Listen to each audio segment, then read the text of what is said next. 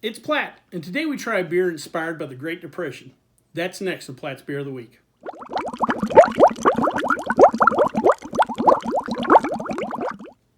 So inspiration for what beers I choose for Platt's Beer of the Week kind of come from random places. Sometimes just me walking to the liquor store and seeing what they got. Sometimes I might read something about a new brew or whatever.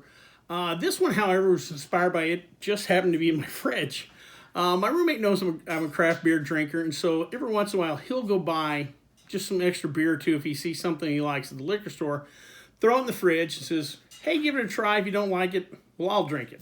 Well, I saw this the other day called So Happens It's Tuesday by the Bruery, and I thought this might make for a interesting video, so thus we have it today. Little backstory on the Bruery, spelled B-R-U-E-R-Y. It was founded in 2008 by a gentleman named Patrick Rue in Placentia, California.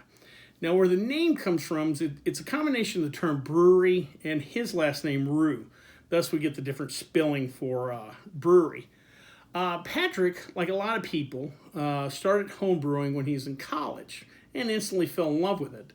Now, unlike a lot of people that started home brewing at college, still yours truly, he was actually going to law school, which is actually pretty helpful if you ever want to get in the brewing business because there's just a lot of legal loopholes to jump through. So by the time he did get out of college, he realized his passion was not in the law but in brewing, so he decided he wanted to open a brewery. Now, Patrick, though, also had a pretty clear vision of what he wanted to do. The theme for the brewery is that he wanted to produce experimental ales done in a Belgian style, which kind of makes a lot of sense because if you think about old world brewing, you think about the Germans, the English, the Irish. The Belgians by far pushed the envelope the most, had the most different type of ingredients, a bigger range of styles. They weren't married to like the Reinheitsgebot that the Germans kind of had to deal with. They were definitely big into experimentation long before the modern craft beer scene arrived. The brewery itself uses a wide variety of different ingredients: coriander, lavender, orange peels. They use different bacterias like Pediococcus and Lactobacillus, which are again big players in the Belgian style of brewing.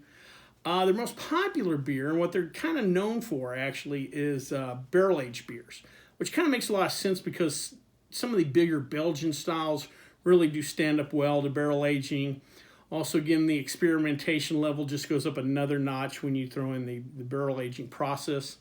Their most popular beer is an Imperial Stout known as Black Tuesday. Now, Black Tuesday is in reference to one of the days the stock market crashed in 1929. There was also a Black Friday and a Black Thursday, but it was Black Tuesday where the market kind of really hit rock bottom and kind of the totality of the crash really hit on Black Tuesday. So thus the beer was named after that. And each year when they do a new release of the Black Tuesday beer, they do it on the last Tuesday of October when the original Black Tuesday occurred. So I thought that was kind of unique.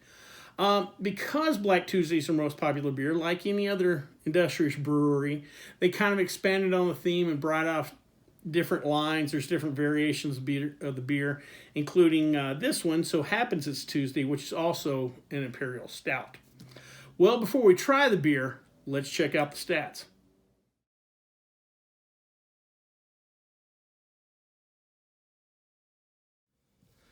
Real quick, I want to point out something you may or may not have noticed already.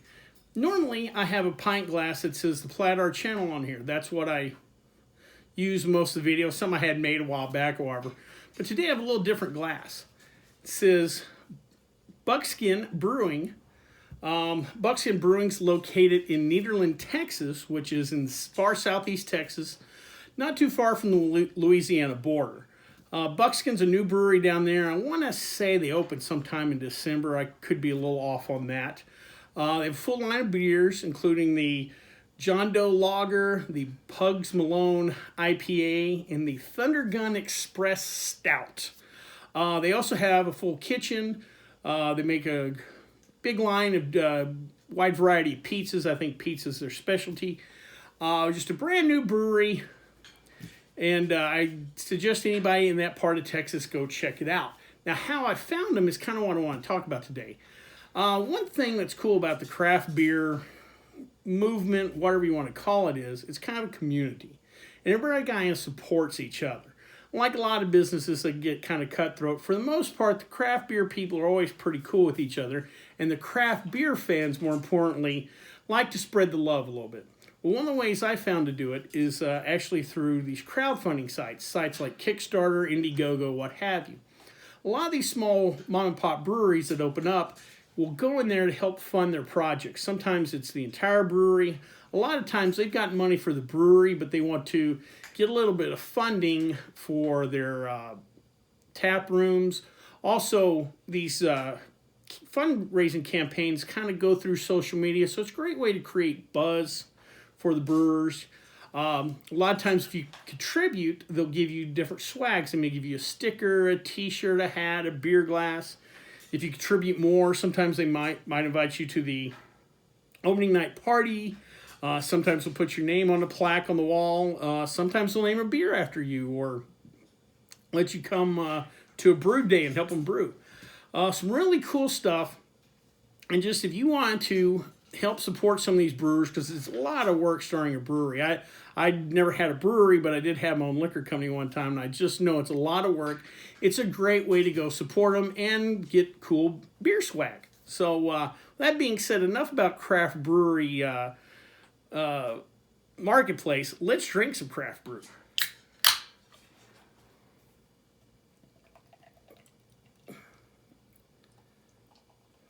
Oh, this is motor oil black. We got a nice, thick, dark khaki head. Ooh. I can almost smell the alcohol in there. This is 15%, by the way, if you didn't catch that. Let's give her a try. Ooh, man. That is good. I get a little raisin on there. Some dark fruit, plenty of the dark malts.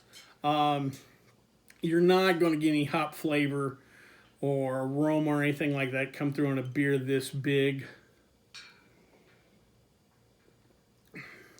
A lot of sweetness, some dark chocolate, hint of vanilla. You can pick up a little bit of the wood. Maybe some nutmeg, stuff like that. I'm getting almost like a heavy wine, kind of the dark fruit notes on a heavy wine sometimes. But it's not that kind of fruit sweetness in there. It's still malt sweetness, but if you drink some heavier wines, you'll get some of that leather, dark fruit kind of notes. You get some of that on this beer.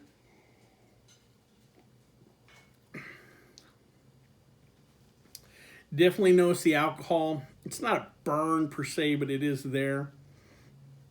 This is definitely a wintertime beer. I don't know if I'd be drinking this here about 3 or 4 months out here in Vegas. But overall, I think this is a really good beer.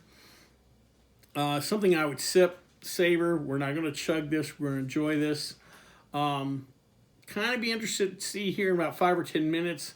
This beer opens up a little bit more when it starts. The beer itself starts to warm up, but very interesting, very complex, very thick. This is a thicker beer, more body to it. Again, this is probably something at 15% alcohol. You're going to have one after dinner, and that's about it. But overall, good beer. Well, I hope you liked this video. If you did, please subscribe down below. Also, please like the video because it lets YouTube know we're putting out good content. If you have any questions, comments, concerns, or ideas for beers for me to try, please leave them in the comments section, or you can always contact me on the Twitter page. Till next time, bottoms up.